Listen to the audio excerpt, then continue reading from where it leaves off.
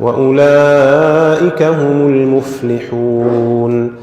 ولا تكونوا كالذين تفرقوا واختلفوا من بعد ما جاءهم البينات، وأولئك لهم عذاب عظيم. يوم تبيض وجوه وتسود وجوه، فأما الذين اسودت وجوههم أكفرتم بعد إيمانكم فذوقوا العذاب بما كنتم تكفرون. وأما الذين بيضت وجوههم ففي رحمة الله هم فيها خالدون. تلك آيات الله نتلوها عليك بالحق، وما الله يريد ظلما للعالمين. ولله ما في السماوات وما في الأرض، وإلى الله ترجع الأمور.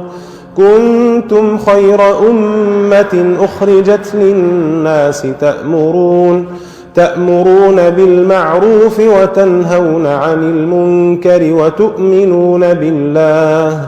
ولو آمن أهل الكتاب لكان خيرا لهم، منهم المؤمنون وأكثرهم الفاسقون.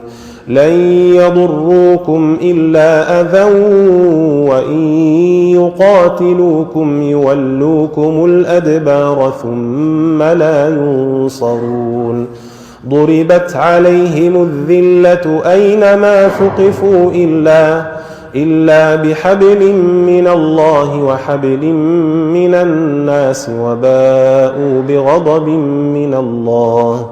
وضربت عليهم المسكنة، ذلك بأنهم كانوا يكفرون بآيات الله ويقتلون الأنبياء بغير حق، ذلك بما عصوا وكانوا يعتدون.